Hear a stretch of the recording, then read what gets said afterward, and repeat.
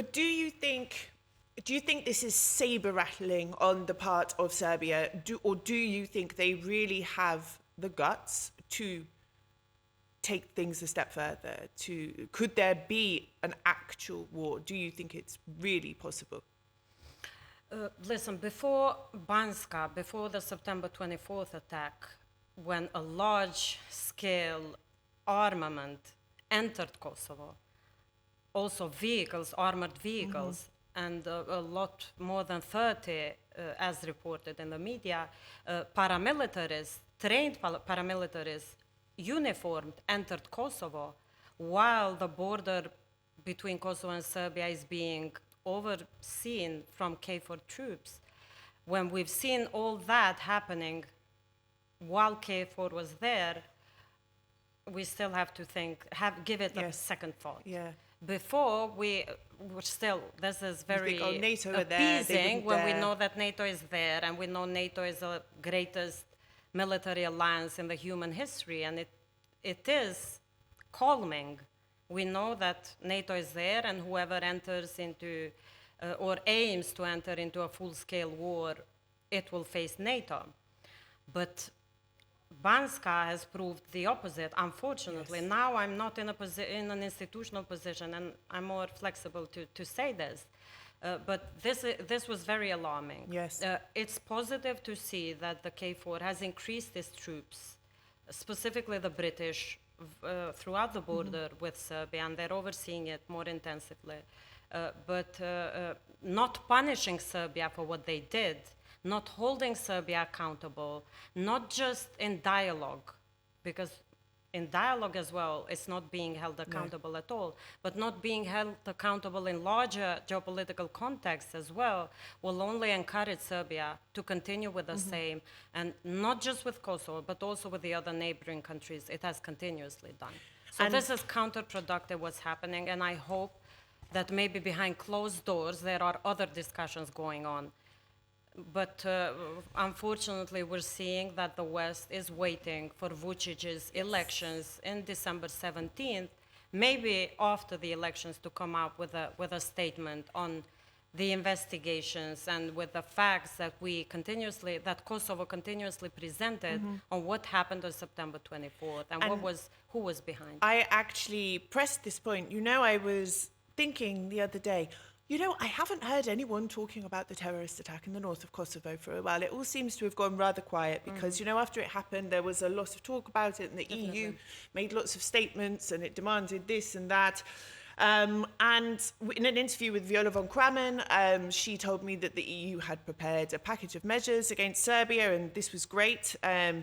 Yet 3 months, almost 3 months, have passed since the attack took place, and nothing is being mentioned. Now, I contacted Peter Stano, the spokesperson, and I said, is the Commission still ready to consider measures against Serbia? He said, yes, the position of the EU has not changed.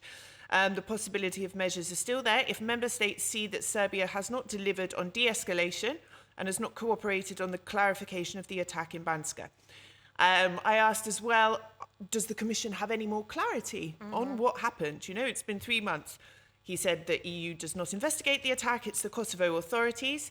But he says, we have received information on the attack from partners, including Kosovo. I said, well, has Serbia given full and unconditional cooperation? He said, this is for the investigator. The EU is not the investigator. And I was thinking, well, how can you say you want cooperation, but then at the same time you don't have a clue whether they're cooperating or not? Anyway, I said, what stage is the investigation at, to your knowledge, and when can we expect a result? It's not the EU investigates, it's the Kosovo authorities. So I pressed him a bit further. And I said, I know it's not you investigating it, but I would expect you to sort of have an idea what's going on. As they usually do have an idea about everything. You seem to have an opinion on everything else. He said, it's not us who'll be commenting on the issue while there's no formal final report. The timelines are in their hands. We've made our expectations regarding Serbia's cooperation clear, and we're following the issue closely, but we will not comment on it on this stage. The issue of potential EU measures against Serbia are reviewed regularly by member states in the relevant working formations of the Council, and so far no decision was taken. Now, you said just now you think they're going to wait for the outcome of the elections, which are taking place in Serbia on the 17th of December. I almost feel like maybe it was a strategic decision from Vucic to call elections sort of around this time, because he knows that any decision on measures would be the end of him, basically, politically. Yeah, I don't know if it will be the end of him. The EU Problematic. sentiment in Serbia is very low. Yes.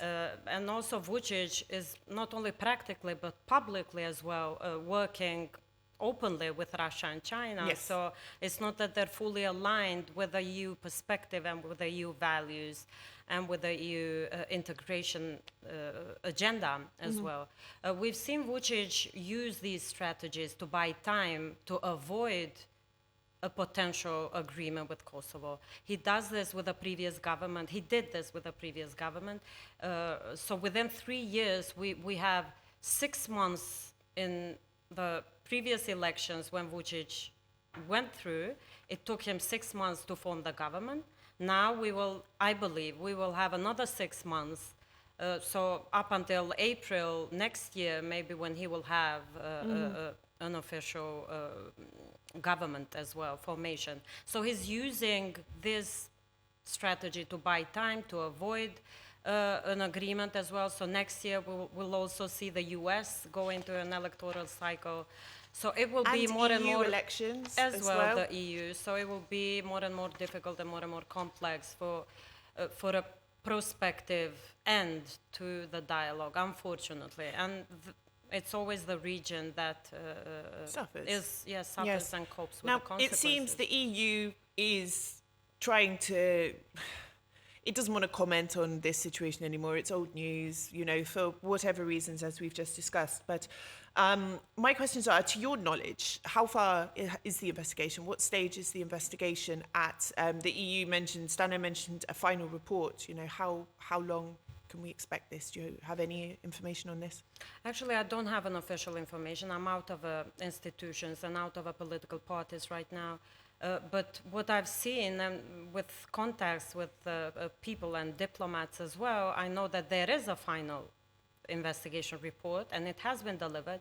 Unfortunately, they're comparing notes with their investigations on the ground, because, they were present. International structures security structures were present in the north, and they are comparing their reports with the Kosovo authorities' report.